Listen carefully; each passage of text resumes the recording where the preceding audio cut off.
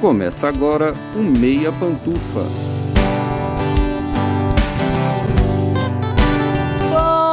Bom dia, boa tarde, boa noite, boa madrugada, pessoal! Todo mundo com os fones de ouvido porque tá começando mais um Meia Pantufa! Toda terça às 5 da tarde no seu player favorito. Eu sou Luiz Leão e tem aqui comigo, como sempre, de um lado meu amigo Gustavo Azevedo. Bom dia, tarde, noite, madrugada, Gusta! E aí, assistidores e assistidoras de filmes e séries? E também, como sempre, do outro lado, meu amigo Lucas Abreu. Bom dia, tarde, noite, madrugada, Lucas! E aí, cinéfilos e cinéfilas do Meia Pantufa? Brokeback Mountain faz 20 anos em 2025 e é um daqueles filmes onipresentes na cultura popular. Dirigido por Ang Lee, o drama já foi motivo de muito choro, piada, indignação e emoção desde o seu lançamento em 2005 e gerou muitas discussões sobre preconceito na academia de cinema. Hoje, 20 anos depois, Brokeback Mountain merece o status de clássico que conquistou. Por que esse filme não venceu o Oscar mesmo sendo franco favorito? E qual foi a influência de seu sucesso nas carreiras estelares de quase todos os integrantes de seu elenco nos anos que se seguiram? Antes de começar, você já tá seguindo a gente no seu agregador favorito? Aproveita que ainda tá começando e clica em seguir. E se estiver no YouTube, se inscreve no podcast e curte esse episódio. É rapidinho e você se torna o primeiro a saber sempre que o Meia Pantufa tiver conteúdo novo. E tem outra coisa bem importante. Se o seu agregador de podcast tem um sistema de avaliação, dá uma notinha boa aí pro Meia Pantufa. Geralmente é um sistema de estrelas logo no começo do seu feed. Basta clicar no podcast e avaliar.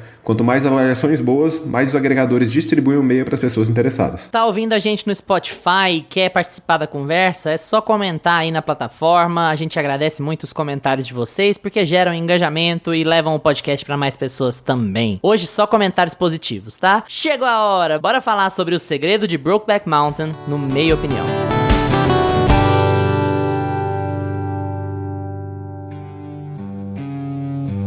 Meia Opinião.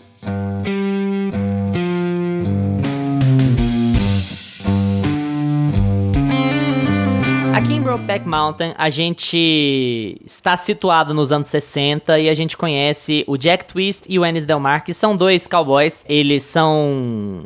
como parece muito comum naquela circunstância, o Ennis Del Mar é um viajante que sai procurando emprego e o Jack Twist também procura emprego sazonal, né? Tipo assim, apareceu aqui no verão pra fazer uma coisa, apareceu aqui no outono pra fazer uma outra coisa. Então os caras estão sempre pulando de emprego em emprego pra poder conseguir se sustentar, levam uma vida muito puxada, muito difícil. E aí eles pegam esse emprego de pastorear umas ovelhas numa montanha que é afastada, que é uma reserva ambiental, que não pode nem pastorear a ovelha lá nessa montanha, mas eles vão escondidos, né? E aí eles têm essa obrigação de ficar afastados da cidade por um tempão e cuidando dessas ovelhas pra esse outro cara. E nesse processo de ficar lá isolados, eles têm um caso, né? Dá pra dizer que eles se apaixonam lá de cara? Dá, né? Eles se apaixonam, eles têm um romance de verão, se apaixonam lá. E a gente vai acompanhar a história desses dois ao longo de vários anos, desde esse evento, desse primeiro encontro em Brokeback Mountain, até os vários anos seguintes. Eles se casam, têm filhos e tudo mais. A gente vai acompanhando como essa relação deles se desenvolve, como a dinâmica deles se desenvolve depois desse primeiro encontro típico amor de verão, né? E como que as coisas vão ser pra eles a partir dali. Esse filme é dirigido pelo fantástico Ang Lee. Ele venceu 3 Oscars no ano que ele concorreu. Não ganhou o que deveria ganhar. A gente vai falar um pouquinho sobre isso também no episódio de hoje, né? Mas foi indicado a vários Oscars e ganhou 3. O Ang Lee ganhou melhor diretor, o filme ganhou melhor roteiro adaptado e o filme ganhou melhor trilha do Gustavo Santaolalla. Vale constatar que é o autor da trilha de The Last of Us, tanto o jogo quanto a série, assim. A trilha é fenomenal, o Santaolalla é muito bom. E são os Oscars que venceu, mas não venceu o Oscar de melhor filme e é um dos assuntos que a gente vai tratar aqui hoje. Claro que a gente vai falar sobre o filme, mas a gente quer também falar sobre academia, porque eu acho que quando a gente fala sobre Brokeback Mountain, a gente sempre vai falar sobre um dos principais exemplos de como a academia caga no pau constantemente. E por que que ela faz isso? Por que que ela fez isso? E assim, o que que pode ter mudado, se é que mudou alguma coisa no futuro. Mas primeiro filme, né? Gusta, 20 anos de O Segredo de Brokeback Mountain. Um clássico? Continua um clássico? Fala pra gente o que que você acha desse filme. Continua um clássico. É porque tem muita coisa nova que começou com Brokeback Mountain, então eu acho que não tem como não voltar sempre pra esse filme, pra buscar as referências do que existe hoje no cinema queer e nas histórias de romance, né? né, atuais, assim. Acho que Brokeback Mountain acaba trazendo muita coisa nova, reflexões novas. E também eu acho que tem toda uma estética, né, que ficou com Brokeback Mountain, essa coisa do cowboy. Eu fico me perguntando se o cowboy viado, essa expressão que a gente tem no Brasil, veio por causa do Brokeback Mountain ou não. Se ele é não, pós isso é muito mais 2015, antigo. Isso é muito mais antigo. Porque na minha cabeça, as piadas de Brokeback Mountain, elas surgem... Tipo, todo mundo fazia piada com Brokeback Mountain, né? Essa coisa de... inclusive, é um problema que o filme trouxe, uma discussão que o filme trouxe sobre o humor que era levantado em cima do filme, né? Que era um humor que era pejorativo e não aquele humor leve, né? Porque eu acho que hoje a gente tem mais espaço pra trabalhar outros tipos de humor, mas na época não. Era esse humor, tipo assim, o cowboy é gay. O personagem Mas de certa forma é até impressionante, a gente até colocou na introdução a onipresença cultural desse filme, né? Tipo assim, como esse filme, tudo bem que por vezes pelos motivos errados, igual você falou, mas como ele ficou assim, ele é dominante no imaginário das pessoas, assim, né? Das pessoas da nossa idade, das pessoas que cresceram vendo TV e vendo cinema, é uma referência visual muito clara, né? O Brokeback Mountain, né? Seja pro bem, seja pro mal. Exato. E, assim, apesar essas piadas, elas têm um pouco a ver com os bastidores, né, do filme. Eu assisti um vídeo, quem quiser depois ir lá no YouTube pra complementar aqui nosso episódio, do Matt Baum, e ele fala, ele justifica, saiu esse ano, e ele tem uma temática um pouco até parecida com a nossa, que é, depois de 20 anos, Brokeback Mountain consegue se segurar, assim, né, ainda é relevante, e aí ele vai tratar dos bastidores, que ele é um youtuber queer que trata sobre essas questões de como os contextos impactam as narrativas queers no cinema e na TV. Então, o canal dele é muito bom, assim, pro nosso tema de hoje, inclusive. Ele faz um panorama bem completo e ele discute toda essa linha do tempo do filme, que já era problemática em si. Por quê? Porque a Annie Brooks, agora que a pronúncia do nome dela nunca vai ser falada corretamente nesse episódio, mas a roteirista, né, desse filme, a principal roteirista, tinha a ideia do filme, mas ela não tinha diretor. Ela esse texto não conseguia avançar porque não tinha ninguém em Hollywood suficientemente corajoso pra colocar a cara a tapa pro filme existir. Então o filme já é um filme que tem uma história de tropeços, assim, de tentativas e erros, né, e quem vai pegar e tudo mais. E a gente só tem esse filme só existe porque o Ang Lee fez Hulk e ficou muito triste, porque Hulk foi um fracasso, assim, ele odiou fazer Hulk, ele não queria mexer com efeitos especiais, ele ficou chateadíssimo de fazer Hulk e, enfim, teve uns outros problemas dele também, parece, o pai dele faleceu, enfim, vários momentos, assim, pessoais pro Ang Lee levaram ele a pegar esse roteiro, que era um roteiro polêmico, que nenhum diretor queria pegar, porque não se fazia, diretores grandes não faziam filmes queer, né, não se arriscavam, e até que o Ang Lee vai lá e banca a ideia, né? Banca a ideia e, em seguida, pra piorar, os atores não queriam fazer, né? A gente não tinha elenco pro filme, então achar o Jake Gyllenhaal e o Heath Ledger também, que tava numa fase muito problemática, ele tava já ali, são 2-3 anos antes da morte dele, praticamente, né? O lançamento do filme, e o Heath Ledger e o Jake Gyllenhaal também são parte polêmica dessa construção desse filme, porque o Heath Ledger, ele tava tentando se provar como ator e tudo mais, e entrar num filme como esse era um risco pra ele, né, também. Então, tem vários poréns, assim, na construção desse filme, que era um filme extremamente arriscado, um filme extremamente complexo, e quando você vê o resultado final, puta que pariu, que obra de arte. É até bom a gente levantar esses pontos, né, porque assim, a gente corre risco de virar engenheiro de obra pronta, né, que agora é fácil a gente falar, porque o filme é extraordinário e deu certo, todo mundo lembra dele, mas você pegar pra bancar na época, né? Exato, ninguém queria fazer esse filme, e quando o Ang Lee faz, né, com o elenco que tem ali, que eu acho o elenco toda hora que aparece uma pessoa no filme, você fala assim, meu Deus, Nossa! Nossa, você lembra, assim, sabe, todos bem novinhos, né, me deu uma ansiedade aqui, ficando velho, mas a Anne Hathaway, assim, sabe, ela tinha acabado de gravar Diário de uma Princesa 2, né? Ela fez o casting maquiada, parece, pra esse filme, assim, de princesa, sabe, então, assim, é tudo dessa época, assim, meio do começo desses atores, né, e assim, o resultado é o que eu falei, é um resultado extraordinário. Eu acho esse filme muito, muito, muito bom mesmo, assim. Acho que ele tem uma estrutura narrativa muito boa de acompanhar, porque antes de falar de ator e roteiro e tudo mais, eu acho que a montagem desse filme é muito boa, porque tem uma coisa sobre passagem de tempo que às vezes é difícil fazer em filme, e aqui eu acho muito bem estruturado, porque eles precisam criar um romance a longo prazo, né, pra história ter efeito aqui, e eu gosto muito da montagem, que a montagem não é aquela montagem que se explica com relação ao tempo, é uma montagem que leva o tempo como parte da sua estrutura e os detalhes mostram a passagem. Então, uma mudança de cabelo, uma televisão nova que aparece pra mostrar que ali já tem um modelo filhos, né? de televisão e os filhos vão crescendo e você vai vendo né? E inclusive a Kate Mara no elenco assim eu acho que a cereja do bolo também. É muito bom quando ela começa a aparecer lá pro final do filme. E assim, esse filme ele ganha muito pela forma com que ele conta a história, porque ele vai ganhando esse corpo de história, né, de passagem de tempo, e quando chega no final, o impacto daquilo que acontece, né, no final do filme, é um pouco mais aterrador do que se ele fosse uma história direta, talvez sem passagem de tempo, né, se fosse só ali no começo da história deles. Eu acho que tem toda essa escolha também narrativa de mostrar a história como eles vão envelhecendo, né, e tudo mais. Eu não gosto muito da maquiagem não, tá, mas também pra 2005 eu não vou... A maquiagem é ruim, né, vocês também concordam? Tá, então tá. Eu concordo. Porque eu não gosto muito não. Ele coloca uma pancinha no Jake Gyllenhaal e quer me convencer que ele tá velho, gente, se liga. Pode ter a ver com orçamento também, né? É. Cara, o filme custou 14 milhões só, é assim. Mas Você vai era onde um dá, outro né? modelo de costeleta, né? É um outro modelo de costela.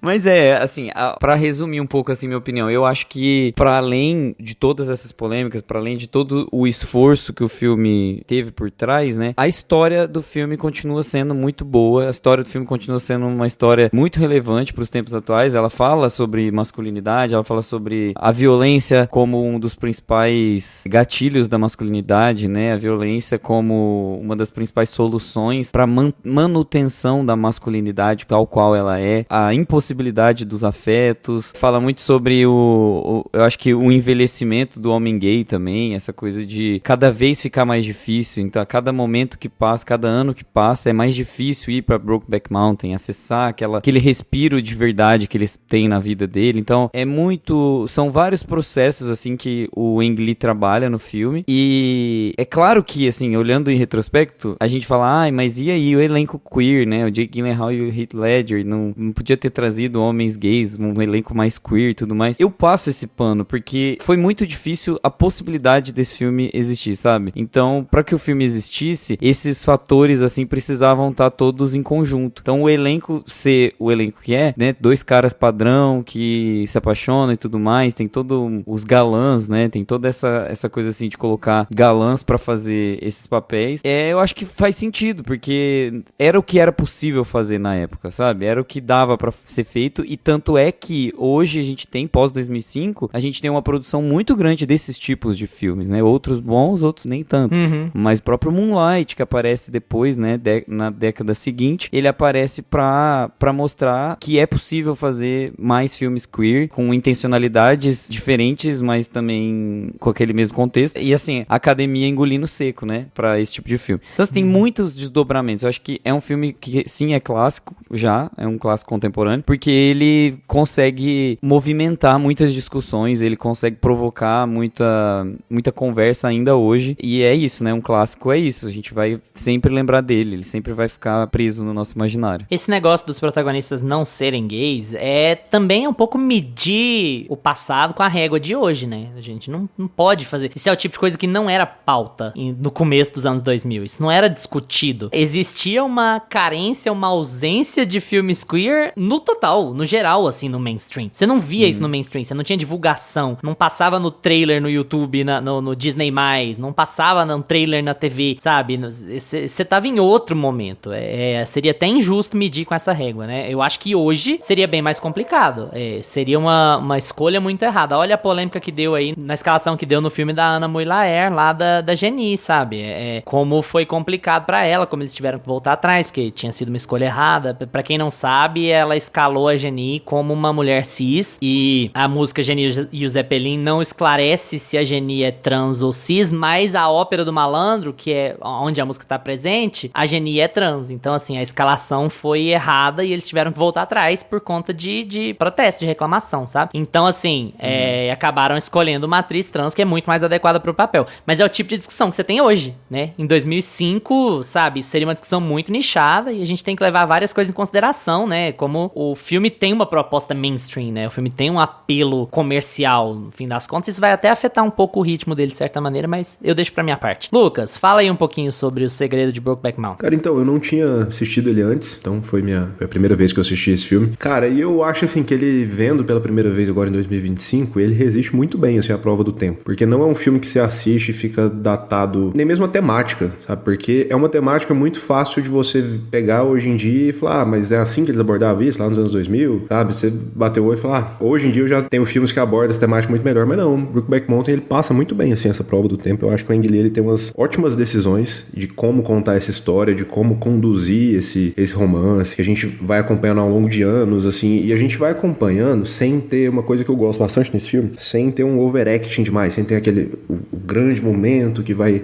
Os personagens têm seus diálogos, têm suas conversas, a gente vê o relacionamento deles se desenvolvendo naturalmente, em tela, entre a convivência deles. A gente não tem assim, um momento que tem um evento que vai ser decisivo para a relação deles. Então, assim, eu gosto dele não tomar essas decisões de tá, beleza, não vou colocar nada drástico demais no seu final. Eu vou construir essa relação como uma relação normal, seria construída, mas nas condições que eles estão aqui, né? E aí a gente vai acompanhando a problemática deles. E uma coisa que eu gosto bastante, que vou pegar o gancho do que o Luiz falou aqui na introdução, desse romance de verão, deles conhecerem ali, a gente acompanha esse romance de verão, deles se apaixonando. Eu acho até bem curioso o Luiz ter essa visão, porque eu tenho uma visão um pouquinho diferente, assim, é meio que eles lutando contra a própria vontade ali, né? Pelo menos o personagem do Heath Ledger, né? Então, você não vê como um romance bonitinho, assim, de um olhar pro outro e se apaixonar. Meio que o personagem do Jake Gyllenhaal, ele tá sempre... Você percebe desde o início que ele olha com desejo, assim, pro personagem do Heath Ledger, desde o começo, desde que eles se conhecem, ele dá as olhadas, vai criando um clima, ele sempre tenta criar um clima, se aproximar e tudo mais. E o outro é mais durão, né? E mais resistente. E até quando eles têm a primeira vez deles, é uma coisa até meio repentina. Eu ia mencionar, cara. Aí a primeira vez deles é uma cena espetacular, assim, né? Porque ela é aquela coisa, quando o diretor é bom, cara, esquece. Porque é você sente a culpa, a vontade misturada com a culpa e a coisa, assim, a gente tá transando, mas a gente é macho. Tem que ter uma coisa meio violenta, uma coisa... É tanta coisa que expressa, né? Ao mesmo tempo ali na cena. Sim, cara, é uma cena que eu como espectador, falei, opa... Calma aí, eu achei que vocês iam se apaixonando e dar um beijo no negócio e vai... e assim, sabe? Então é meio que a gente vê muito bem nas reações dos personagens, o conflito interno deles. Isso não precisa ficar sendo expresso em diálogos positivos. Eles têm muita conversa sobre o que eles sentem, sobre o relacionamento deles e tudo mais. Mas eu acho que o Ang Lee, ele tem umas decisões, assim, perfeitas em relação a isso, de como conduzir os diálogos, de como conduzir a reação deles e como ele se porta com esse conflito que eles têm. Tanto é que o personagem do Jake Gyllenhaal, eu esqueci o nome dele agora. Jack Twist. O Jack. Jack Twist é um nome tão bom. Jack Twist é muito bom. Ele era montador, né? Enes Del Mar. Ele era peão de rodeio. Enes Del Mar.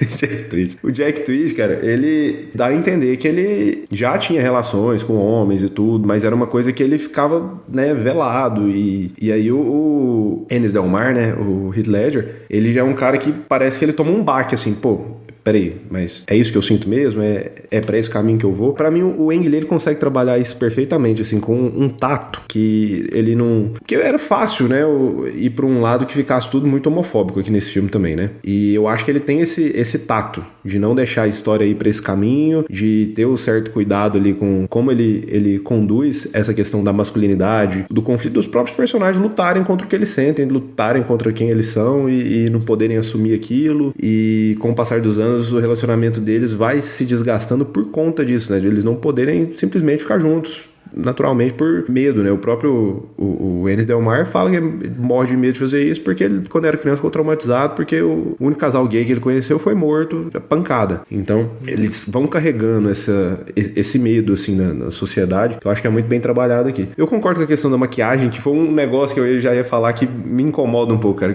Cara, é sério, a passagem do tempo aqui, eles vão ter o mesmo corte de cabelo, mesma costeleta, igualzinha. Assim, não dá nem pra ter um toquezinho diferente de cada um, que é muito crescer falso. Crescer um bigode. Cara. Levou 15 anos pra crescer um bigode. E é muito falso, aquela barriguinha do Gyllenhaal. Então, a maquiagem dá uma incomodadinha nessas cenas quando eles estão mais velhos. Mas assim, arrumando pelo em ovo, né? Só pra falar de algum detalhe aqui mesmo. Mas é um detalhezinho ali que eu achei até engraçado, assim, quando eu vi. Mas eu acho que o filme é muito bem conduzido, em termos de narrativa, assim. O final é muito impactante, a gente pode falar dele mais pra frente aqui no episódio. Mas não sei se é porque eu já sabia mais ou menos o que acontecia, se eu já sabia que o filme ia pra esse caminho. Eu não achei ele tão com peso dramático, tão condizente com o que eu achei que eu ia achar, assim. Eu acho que eu fui com expectativa achando que ele ia ser mais pesado, mais triste, insensível. Eu achei ele... É porque é off-screen, né? Eu sou insensível, né? Não, é porque tem uma decisão... Você fica sabendo pelo telefone, então assim, eu acho que pelo próprio jeito que o filme é montado, pelo próprio fluxo do filme, por ser off-screen, você é meio que, mesmo se você não souber, sabe, você é meio que pego de surpresa, mas você não tem muito aquela, aquela reação direta de, caralho, é isso mesmo? Você vai meio no choque, assim, você não sente. Isso eu não gosto muito assim, dessa decisão que ele toma de como dar essa notícia, de ele simplesmente descobrir pelo telefone, e a gente como espectador também descobre junto, e aí a gente tem a versão da esposa contando o que aconteceu e tem a versão que passa na cabeça ali do Heath Ledger, ou só tá passando pra gente saber o que aconteceu de verdade, né? Então eu não gosto dessa decisão de como isso acontece. Eu acho que eles simplesmente tiram o personagem lá do Jack Twist de lado, não vou mostrar ele aqui por um tempo, vou tirar ele do filme e quando ele aparecer de novo vai ser só nessa cena pra você ficar sabendo o que aconteceu. Eu não gosto muito dessa decisão, eu acho que ele tava construindo tudo muito bem e dava pra você ter um clímax um pouco mais dramático, que fosse um pouco mais impactante. Eu acho que você foi numa linha mesmo, meio... Ele foge tanto do melodrama durante o filme, que aqui cabia um pouco mais, né? Mas assim, o tom do filme já tinha ido meio pra um outro lado, talvez. Tô nem dizendo que eu concordo, nem que eu sem corda. Só assim, eu acho que dentro da sua análise... Mas é isso, assim, meio, eu gosto bastante do filme, né? mas eu acho que essa virada era hora de ter pesado um pouquinho mais o drama. Acho que a maneira como foi feito eu não gosto muito, assim, dessa notícia pelo telefone e tal. Acho meio anticlimático. Mas de resto... A última cena, a última mesmo. Ah, não, a última é de amassar, pegar o coração com a mão assim e amassar, né? E o elenco realmente tá perfeito aqui. É igual o Gus falou, você vai assistir e fala, olha fulano. E a Anne Hathaway, não, a quantidade... Gente, todo mundo ficou famoso. É a Anna Faris, é o David Harbour, é a Anne Hathaway, pô, a Linda Cardellini. Assim, cara, todo mundo ali ficou famoso. Que isso? Todo mundo. Eu até puxei a capivara aqui, né? Puxei pra ver o currículo do elenco antes desse filme, cara. E realmente, foi depois de Brokeback que todo mundo meio que estourou, assim, né? O Heath Ledger, pra mim, ele tá o melhor daqui, gente. Disparado. Eu gosto muito da maioria. Anne Hathaway, eu gosto. É um tipo de atriz que se ela faz, eu vou assistir. E o Jake Gyllenhaal também tá nessa linha. A gente sempre tem uma listinha, assim, né? De atores e atrizes que, beleza, tá lá, é uma comédia, é um drama? Eu não sei, tem ela, eu vou ver. E o Heath Ledger aqui, cara, pra mim, ele destaca muito, porque a gente tem muito aquela lembrança dele como Coringa, né? E aquela atuação mais carregada e tal. Aqui a voz dele que tá completamente diferente. Os trejeitos dele, o sotaque. Cara, é outra pessoa. Você assiste ele lá no Batman, você assiste ele aqui, você assiste ele lá jovem no 10 Coisas que Eu Odeio em Você, é esse o nome do filme? É completamente também diferente. Ele faz outra atuação completamente diferente. Ele era um ótimo ator, isso é um fato. Eu ver esse filme aqui, pra mim, só reforça isso. Eu acho ele... Eu gosto bastante de todo o elenco aqui, mas pra mim ele é o melhor daqui. E só destacando, eu adoro aquela cena que o Jack Twist responde o sogro dele. Pra mim, aquela cena ali tá dos melhores do filme. Eu tinha vontade de socar aquele sogro dele, escroto do caralho. Aquela cena, pra mim, ela dá um abraço no espectador. Você vê que até o sogro gosta. Até o sogro até o sogro fala... Falou, opa, não, peraí. Se eu fosse fazer um comentário sobre o elenco, eu diria que eu gosto um pouco menos do Jake Gyllenhaal do que do resto, assim. Eu acho que ele tem muito cara de menino da cidade. Vocês não têm essa sensação, não? Ele não passa a cara do peão que trabalha 6 meses no meio do mato, que vai pular em touro, não passa, não. Eu tenho a sensação dele de menininho da cidade, assim. Criado eu acho que Danone, ele é o único ponto mais fraco, assim, em termos do elenco. Mas talvez seja também o paralelo com o Heath Ledger, que tá muito bem. Mas assim, muito bem nesse. Pra mim é o melhor filme dele. Assim, é impressionante o que ele faz aqui. Especialmente com isso que vocês falaram sobre essa... como ele é uma pessoa muito diferente nos principais filmes dele, né? Lá no Coração de Cavaleiro, ele é um breguinha, sabe? O fanista e aquela coisa bem intencionado. Lá no Como Perder um Homem em 10 Dias, ele é o babacão. Aí no Coringa, ele é o anarquista, o cara meio lunático, né? Ele tem performances muito distintas umas das outras, assim. Pra pegar o Coringa, por exemplo, né? Muito diferente do Jack Nicholson. Eu acho o Jack Nicholson um grande ator, mas você sempre vê ali o Jack Nicholson, sabe? Você sempre tem aquela coisa. O Heath Ledger era um cara muito diferente, assim. Era muito um cara versátil. que mudava muito, sabe? Ele mudava muito de personalidade, de jeito, de trejeito, de fala, parece que até de postura. Até a postura dele mudava muito, assim. Então ele cata o filme pra ele. Na verdade, eu acho que ele é o protagonista do filme, né? O filme é sobre o casal, mas o conflito do filme é mais em volta do Ennis do que do Jack, né? Porque o Jack, apesar dos pesares, o Jack parece mais bem resolvido com a homossexualidade dele do que o Ennis é, né? O Ennis é trauma e enfim, tudo que o filme conta. Mas eu fico até sem palavras, cara. Eu tava numa saudade de ver um filme 5 estrelas, sabe? Esse filme é extraordinário, cara. Esse filme é muito impressionante como ele é cuidadoso, como ele flui bem, como ele é natural, como ele, assim, isso aqui é um elogio, tá? Como às vezes ele tem uma cara de documentário, assim, de, cara, você tá embarcado 100% naquela ideia ali, naquela vida daqueles dois. São duas pessoas, o João e o Zé ali, você parece que você conhece eles, porque flui tão bem, e o Gusta elogiou a passagem de tempo, por exemplo. A passagem de tempo é tão fluida, tão fácil, você entende tão bem o que tá rolando, você entende como é que são aqueles encontros, com qual frequência, e o filme é muito cuidadoso, a trilha é muito delicada, ele tem apesar de ser nos anos 60 e não no século atrasado, ele tem aquela coisa de faroeste, assim, ele não abandona a coisa de faroeste, o filme é quase todo muito quieto, ele tem muita paisagem, ele é muito natural, assim, as coisas fluem com muita facilidade no filme. Se a gente for olhar com o olho de hoje, também é filme de gay sofrida, né? A gente também tá com esse problema aí de novo e tal, mas de novo, a gente tá colocando, né? É o filme de gay sofrida, mas assim, a gente tá de novo colocando na régua de 25, né? Isso, na época, ainda não era necessariamente o problema que é hoje, né? Não era tão necessariamente o clichê que é hoje, né? O debate também mudou muito em cima desse tipo de produção. Mas o que me impressiona muito em Segredo de Brokeback Mountain, como já mencionei na primeira vez, assim, é o tamanho que esse filme ganhou, sabe? E eu acho muito bom que filmes bons fiquem grandes. É muito satisfatório que filmes bons fiquem grandes, sabe? Que todo mundo saiba do que você tá falando, que todo mundo tenha uma cena dele na cabeça, ou que tenha o visual dele na cabeça, ou que saiba quem são os atores, ou que saiba o que acontece, sabe? Eu acho que todo mundo é óbvio que é uma generalização, mas assim, as pessoas no nosso círculo, elas têm uma noção muito grande de como é esse filme, do que ele faz, de como ele funciona, e ele dominou o debate, dominou o imaginário coletivo de um jeito, assim, que é fácil de apontar ele como um dos grandes filmes do século, sabe? Como você vai, ele vai estar lá na lista de um monte de gente como um dos grandes filmes do século, por conta do alcance dele, por conta de virar essa coisa cultura pop. E eu acho que olhar com a distância, né, olhar com uns 20 anos de distância, faz com que, se você for carinhoso na abordagem, você vai entender que o filme suplantou as piadinhas em cima do filme, sabe? Que o filme é muito maior do que as piadinhas em cima do filme, porque hoje a gente vive num mundo diferente e a gente é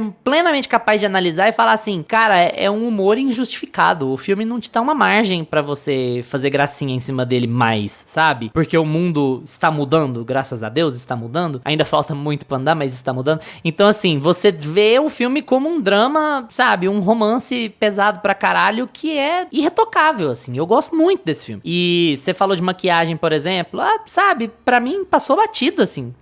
Detalhe. Detalhe. Igual o Lucas falou, procurar pelo em ovo, cara. Porque a história é tão boa e ela é tão envolvente e tão real. Eu acho que alguns filmes não se beneficiam de serem reais demais, de serem verossímeis demais. Outros sim. Então é uma história muito... E eu acho que essa história precisava desse engajamento. Porque tudo que o Ennis Del Mar principalmente tá sentindo é muito complicado de lidar, sabe? O cara tá lidando com homofobia interna também, sabe? Ele tá lidando com o fato de ser incapaz de mudar quem ele é, é, né? E às vezes querer, às vezes não querer, às vezes querer viver com o cara que ele ama, às vezes não querer, eu ter certeza que isso é impossível. E o fato de ele ser mais complexado do que o Jack ser um cara, em tese, mais bem resolvido com a situação, faz com que a história dele fique muito mais envolvente pro espectador também. Você sente muito pelo Ennis o tempo inteiro, porque ele é um cara que nunca tá em paz, né? E você vê como esse bloqueio, como esse tipo de comportamento afeta ele na vida inteira. Ele não consegue ser bem sucedido em nenhuma área da vida dele, porque ele não é um cara bem resolvido internamente. E isso, quem não engaja com isso, sabe? Isso é muito foda de acompanhar e muito real, muito tocante. Tipo assim, você acompanha um drama que vai acabar com você no final do filme. Eu até mandei pros meninos depois no grupo a foto da Carla, minha esposa, quando o filme acabou. Ela tava assim, tava igual um pimentão, vermelhíssima de tanto chorar, assim. E assim, é muito um clássico, um classicão, assim. Eu não tenho nem muito mais o que falar, porque eu acho que a gente também não pode incorrer na ideia de que é o filme queer definitivo. Não existe isso. Jamais. Existe filmografia queer muito, muito anterior a essa. Você tem filme queer no cinema mudo, gente. A filmografia queer, ela anda junto com o cinema. Só que assim, a gente fala muito sobre o impacto na cultura pop, sobre o impacto da relevância do filme na cultura pop. Então a gente colocar ele como esse grande símbolo do mainstream, sabe? Ele pertence aos anos 2000 no mainstream do mesmo jeito que a Origem pertence, que Batman, que, sabe, os filmes do Villeneuve. Ele tem esse caráter de ser um grande filme dos anos 2000, um filme que todo mundo conhece, um filme que todo mundo lembra, e por isso ele é muito importante, muito relevante. Ele tá longe de ser o filme ideal queer, até porque tem gente fazendo cinema com todo tipo de orçamento em tudo quanto é lugar, e tem filme de nicho muito mais corajoso que ele, muito mais triste, muito mais sensível que ele, mas a gente sempre tem que fazer essa análise sobre a métrica da quantidade de pessoas que ele alcança, a forma como ele alcança e o tipo de impacto que ele vai causar nas pessoas. E assim sendo, ele é um dos grandes clássicos do século XXI e assim, irretocável. Já falei, falando de novo, irretocável pra mim. Esse filme é excelente. Sabe que eu acho que ele consegue fazer isso. Eu acho que ele tem um pré e um pós Brokeback Mountain, porque ele traz essa centralidade do sofrimento do homem, né? Essa coisa assim, antes os temas queer, antes de Brokeback Mountain, ele traz os personagens queer, eles eram pontas, eles eram mais bem-humorados, eles têm uma fuga um pouco maior da alívio cômico, estereótipo, si, né? Alívio cômico, estereótipo, tudo mais. Tipo, sim, é possível encontrar, antes de Brokeback Mountain, esse tipo de história com personagens queer, mas sempre tinha uma forma meio jocosa de fazer, um outro tipo de abordar. Era uma abordagem diferente. Em Brokeback Mountain, ele coloca a centralidade do homem branco, né? Supostamente ali o arauto da certeza da humanidade, porque o Jake Gyllenhaal, belíssimo, o Heath Ledger, belíssimo. Tipo assim, eles podem pegar a mulher que eles quiserem, a Anne Hathaway, sabe? Tipo, isso assim, vai ficando cada vez mais claro de que eles são realmente... O auge da masculinidade tá ali, né? Tipo, é o Jake Gyllenhaal, o cara bonitão, novo. Você olha, você não tem como uma mulher não se sentir atraída por ele e tudo mais, e aí você vai desconstruir por meio da tristeza, do recalque, da falta de compreensão dos pais. Vai vindo tantos temas, assim, que eu acho que ele vira realmente um divisor de águas, porque agora é possível, essa coisa do filme da gay sofrida, é isso, tipo, agora é possível, então, retratar o sofrimento do gay branco. Então, ele tem um nicho, né, porque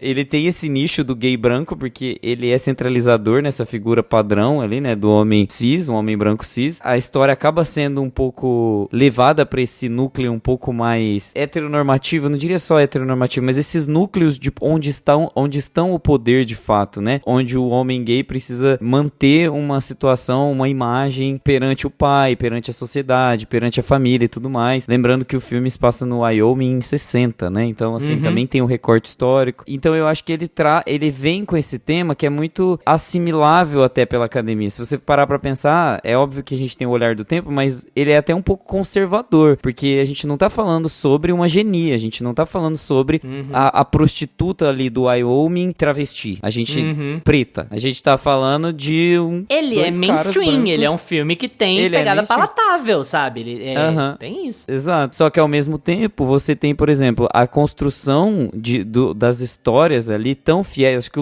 o que o Luiz falou foi muito importante, que é essa coisa de você olhar olhar pros personagens e encarar eles como gente, assim, a magia do cinema no seu auge, né, de você encarar aquelas pessoas como pessoas que existem, né, e histórias que mesmo que sejam complementares, vai chegando, eu falo muito isso aqui, quando começa a chegar personagens secundários e o diretor, junto com o roteirista, né, conseguem transformar esses personagens secundários em histórias que existem também, que você consegue ver motivações. Gente, todos os personagens secundários têm suas motivações extremamente bem desenhadas, vinculadas com os personagens principais, porque todos codependem daquela relação que eles têm, porque tem medo de se assumir. Tem uma filha que é um pouco mais progressista, entende um pouco mais o pai, mas aí tem os filhos mais novos, o que eles vão pensar? As esposas, e como as esposas, cada uma lida com isso. O pai, né, da esposa, como ele vai lidar e como ele vai refletir um comportamento que tá ligado lá com o pai do Enes Del Mar, que também é um personagem que nem aparece e você já sabe o que é, como que é a personalidade daquele pai que faz ele ver um veado morto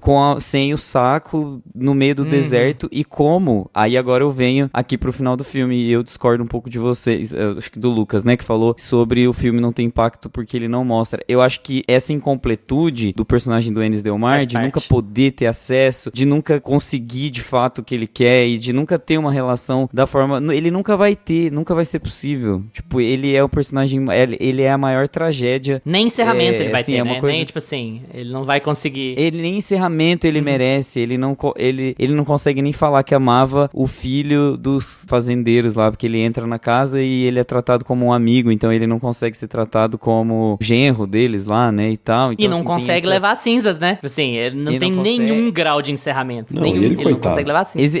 E essa coisa do telefonema e da imaginação, gente, pra mim foi muito, eu acho impecável, de verdade, porque é como se ele tivesse reimaginando a infância dele, como se ele tivesse tendo certeza de que o que o pai dele falou pra ele aconteceria. Sabia que isso ia acontecer, eu não devia ter feito isso. Exato. Então, assim, tão bem feito, sabe? Esse filme é tão bem amarrado. Eu acho que, assim, é uma história que também tem um tempo, né? Eu acho que a história, ela foi um roteiro que já existia. O Ang Lee não pegou de primeira, nenhum diretor queria pegar. Então, eu acho que também tem isso, sabe? Quando a história fica ali na gaveta, mas a roteirista foi lá, vai, altera um pouquinho, põe, constrói. Nossa, mas aquela personagem podia ter tal pano de fundo aqui, sabe? Sabe quando você consegue pegar todo o contexto de todos os personagens por meio de detalhes? Esse filme é isso, sabe? Aquela cena do Enes Del Mar dando um soco na parede. Tipo, o momento mais terno, o momento mais carinhoso, o momento que ele mais pôde ter sensibilidade na vida dele é contrastado com uma cena dele socando a parede porque ele não consegue processar aquele sentimento, né? A falta de... essa coisa meio cíclica, né?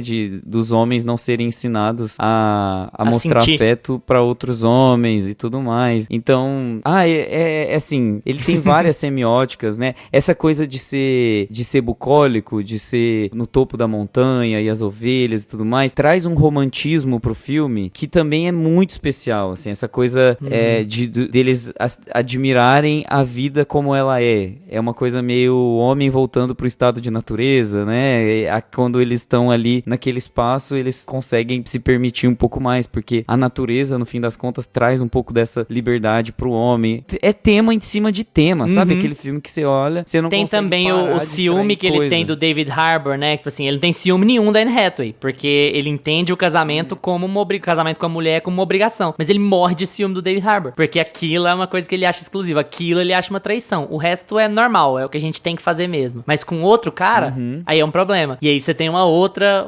leitura, que é um cara que, tipo assim, ele não consegue, ele nem deveria ter, mas assim, ele não consegue ficar sem transar, sabe, por 4 meses, porque ele é daquele jeito, sabe? E o outro, e de novo, e o Enes naquela luta de, cara, eu também não consigo, eu também sofro, mas eu acho que eu sou programado pra sofrer. Eu acho que, tipo assim, que eu preciso, que eu mereço sofrer, que eu não vou dar certo na vida, que eu não mereço dar certo na vida por conta disso, daquilo, enquanto o Jack é muito mais bem resolvido que ele. Ele fala assim, cara, eu amo você, mas você não me entrega o que eu quero, eu não consigo manter, não dou conta, sabe? Eu preciso fazer outra coisa. E assim, e como o fim do Jack acaba provando provando pro Ennis o problema interno que ele tem, né? Acaba provando pra ele que ele estava certo. Ah, eu tô certo, porque, olha, ele não fez do jeito que eu fiz e ele tá morto. Mas será que ele tá morto não é... Nessa circunstância, ele tá morto não é muito melhor do que eu, que vou viver a vida inteira reprimido, que nunca mais vou amar de novo, que nunca mais vou ter esse tipo de relação com ninguém, sabe? Então, assim, no filme da gay sofrida, ao quadrado, ao cubo, né? Tipo assim, puta que pariu, que ele podia sofrer, ele sofre nesse filme. Não, e o Gusto tava falando desse detalhe, né, deles, do retorno a Brokeback Mountain, né, deles sempre irem pra montanhas do homem de volta à natureza. E eu acho que o filme amarra muito bem isso, assim, em várias vertentes, né, de tipo, de dar o romantismo, de ser o lugar onde eles se conheceram, onde eles tiveram a primeira vez, e aí eles sempre querem voltar pra lá, e de ser aquela coisa onde eles podem fugir da sociedade, ali eles podem ser eles mesmos. Aqui a gente é livre pra gente ter a nossa vida aqui, e eu gosto muito como o filme vai amarrando isso, né? E o Gustavo falou de um outro detalhe que eu gosto muito também, de como o filme ele se apega a esses detalhes de cada personagem, assim, pelas atuações, né? Foi isso que você falou, né? Sim. O texto também entrega bastante, mas as atuações... Mas a gente consegue ver a evolução, os dramas de cada personagem, assim, ao passo que a gente vai simplesmente acompanhando a vida deles, assim. Não precisa ter grandes eventos acontecendo e tudo mais. E o Ennis, cara, ele é tão sofrido que até as pessoas em volta dele vão se tornando vítimas do sofrimento dele, né? Porque a esposa dele também, coitada, vira uma coisa assim de tipo, e agora? Que eu faço? E ele sempre tem essa reação, quando ela tenta conversar com ele tem uma reação muito agressiva. É porque é também um outro tema, né, amigo? É como a repressão, ela afeta todo mundo em volta, né? A repressão não vai afetar só os dois, ela vai afetar todo mundo em volta. Gente, a gente vai amassar a barra agora, eu sei, mas eu queria que a gente discutisse um pouco isso, porque nem todo mundo acompanha loucamente a academia igual a gente acompanha, então pode ser que haja dúvidas pra alguém. Não sei pra quem, mas pode ser que haja dúvidas pra alguém. Gusta, por que esse filme não levou melhor filme e levou melhor diretor? Porque é de gay, né? Pronto. Gente, encerramos o episódio aqui. Abraço. Se fosse o Jake Gyllenhaal e a Anne Hathaway indo pra montanha, vocês acham que ia acontecer o quê? Será que porque assim, dá uma impressão de que eles têm uma vida funcional assim, bem bacana, né? Mas ele não mostra eles viajando, né? É como se as famílias não se divertissem juntos, né? Os momentos da família são só momentos climão que ninguém quer passar. O Jack, ele é a gay trambiqueira, né? É golpista. Ele deu o golpe do baú e aí o Ennis fica lá sofrendo. É verdade. Exato. Mas é óbvio, né, que é um filme que ele foi um filme que foi acusado, né? Temos aí suspeitas de que boicotaram o filme por ele ser de temática queer, né? Parece que a academia não votou porque ele era um filme queer, então teve realmente um boicote pro filme. Não acredito nisso, não, que isso, não. E ele não venceu por isso. Eu acho também, assim, a academia não muda tanto, né, gente? Grande parte dos votantes de 20 anos atrás permanecem aí votando e existe ainda um conservadorismo muito grande na academia. Até que tá mudando, né? Mas assim, é um passo muito lento, né? Vão muito lento. E teve o climão do ano passado, né, da Sofia Gascon, que agora empacou nossa vida. Tenho certeza que agora o povo vai votar em filme mais conservador. Mas a gente também, né? A gente fica falando que a gente quer mais filme de gay trambiqueira e aparece a gay trambiqueira e a gente reclama dela, boicota. Não dá, uai, poxa. Mas é o personagem, tá? A gente não queria atriz trambiqueira, não. Aí é foda. Mas assim, eu acho que depois da vitória acho que depois do climão que teve com Brokeback Mountain acho que a verdade que o filme traz, né? Não tem... Sabe quando a pessoa que não merece ganha, o filme que não merece ganha? E tipo quando o Coda ganhou e todo mundo ficou assim, sério? Tipo, não dá pra te defender? Eu acho que fica um pouco esse climão, assim, e o filme cresce ainda mais. Eu acho que tem esse efeito que o Crash ganhou no ano, né? Gente, o Paul Haggis, o diretor de Crash, já deu entrevista falando que Brokeback Mountain tinha que ter ganhado. O vencedor do Oscar de melhor filme falou que o filme dele não devia ter ganhado o Oscar. É esse nível de...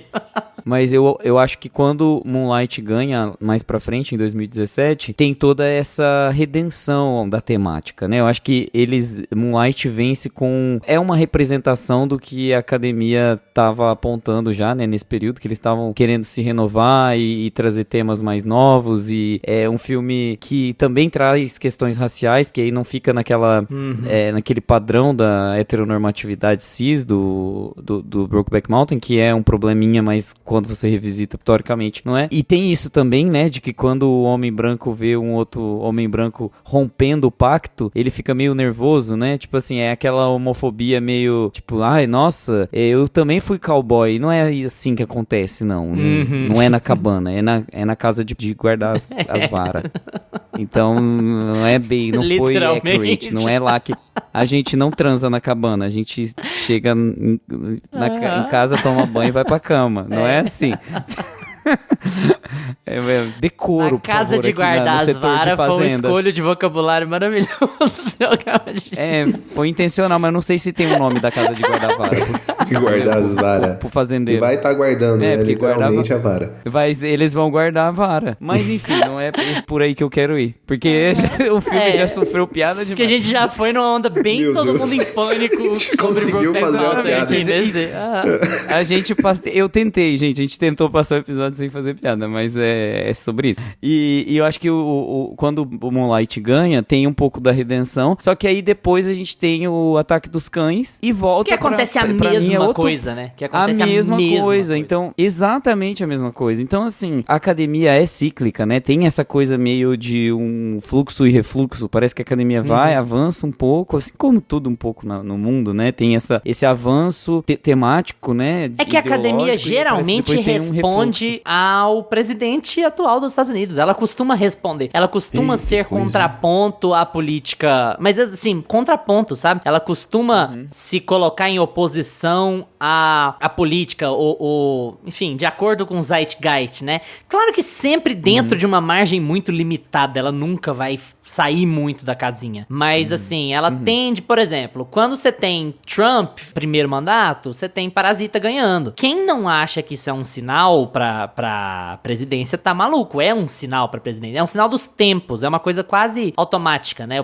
Os votantes refletem o que eles estão vivendo, porque são pessoas, lógico. Agora a gente tá vivendo uma era de grandes indústrias, de grandes estúdios capitalizando pro Trump. Então existe uma tendência que nos próximos Oscars a coisa fique um pouco mais conservadora, porque os estúdios estão com um pouco mais de cuidado, sabe? Olha lá o Stephen Colbert sendo cancelado. Olha o Jimmy Fallon recebendo um cara da Fox News no sofá dele, sabe? Um apresentador de podcast da Fox News no sofá dele essa semana. Então, assim, como os estúdios estão capitalizando, existe a tendência de que a academia vai capitalizar. E ano que vem a gente tem um filme mais quadradão, mais tradicional a ganhar o Oscar. A gente sempre tem que ter essas leituras, assim. Mas no Brokeback Mountain, acontece também, porque ele ganha 3, né? Então, assim, pra quem não entende a votação, quem escolhe melhor som? Na época eram 2 categorias, mas hoje quem escolhe melhor som? São os trabalhadores do som. É o sindicato dos trabalhadores do som que vota na categoria som. Quem escolhe melhor diretor?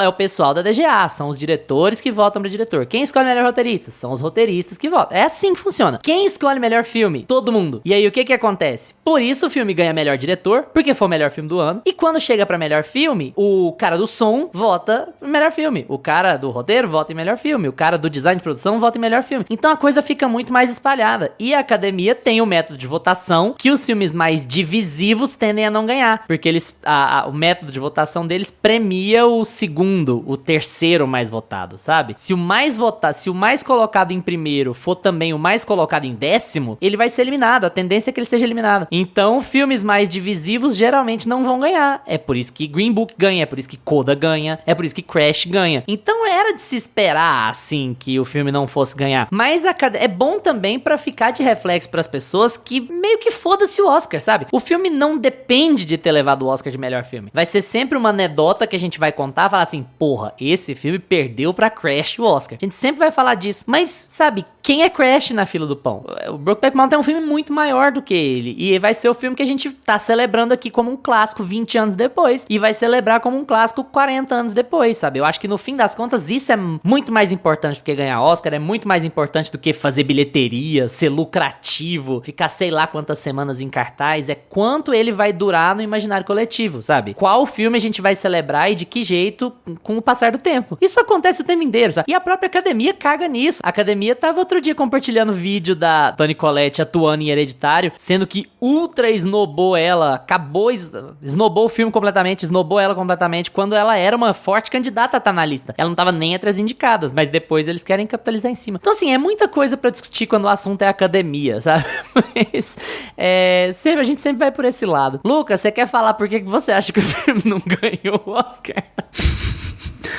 Não tem muito pra onde fugir, né, gente?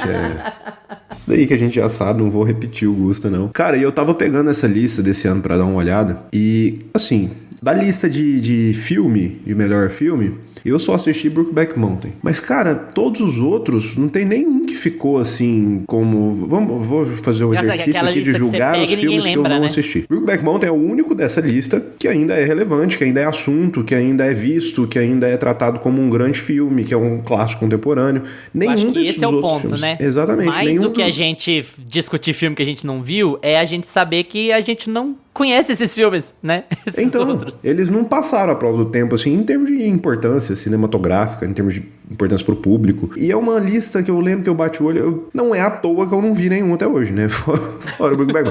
Aí você bate o olho e você fala, não, sabe aquela época que a gente só tinha as listas de filme pro Oscar, que era só o drama, não tinha nada de cinema de gênero, era aquele filme sempre, era uma lista acho que não eram nem 10, né? Aqui mesmo 5 a gente dramas. Tem era 5 filmes, 2, 3, 4, 5. 5 filmes, era 5 dramas e tudo Oscar bait.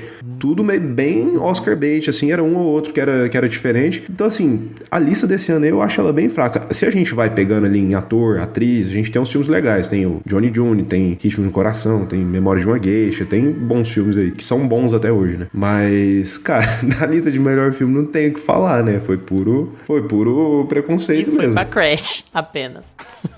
A gente não falou, mas tava O Segredo de Brokeback Mountain, Capote, que eu acho que é daquele... É com o Philip Seymour Hoffman. É o Philip Seymour Hoffman que é o protagonista, né? O Philip Seymour... Exato. O Monique, que ninguém lembra de Monique. Monique é do Spielberg. É do Spielberg, eu lembro que tem o Eric Bana. Mas ninguém lembra. Eu acho assim, ótimo diretor, mas tudo bem. E Boa Noite, Boa Sorte. Mas assim, não oi? Que hoje em dia... Boa Noite quem? Que filme é esse? Vou até procurar. É com o George Clooney. Só sei disso. Tá vendo? Crash, Brokeback Mountain, Capote, Monique, Boa Noite, Boa Sorte. Cara, é um mais genérico que o outro, assim, fora o Brokeback Mountain, assim. Nossa, será que vai ter alguém que gosta muito de algum deles, assim? Se você gosta muito de algum desses filmes, xinga a gente.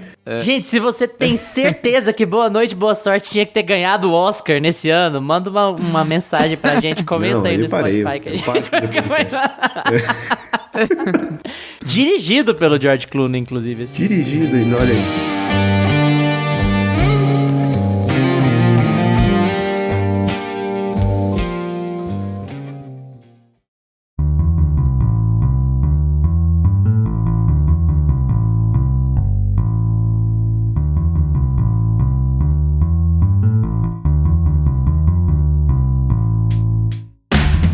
E agora é com vocês, já assistiram Os Segredos de Brokeback Mountain? Gostaram? Então vamos estender essa conversa no Instagram, @meiapantufa, que a gente responde tudo que aparece por lá. E se estiver ouvindo a gente no Spotify, deixe seu comentário aí também. A gente sempre gosta de saber o que vocês estão achando dos episódios. Valeu pela atenção de vocês. Tchau, Gusta. Tchau. Tchau, Lucas. Tchau, galera. Lembre-se de seguir a gente no seu agregador de podcasts preferido, seja ele Spotify, Apple for Podcast, Deezer, Amazon Music, YouTube. Terça que vem a gente tá de volta com mais Meia Pantufa pra vocês. Tchau.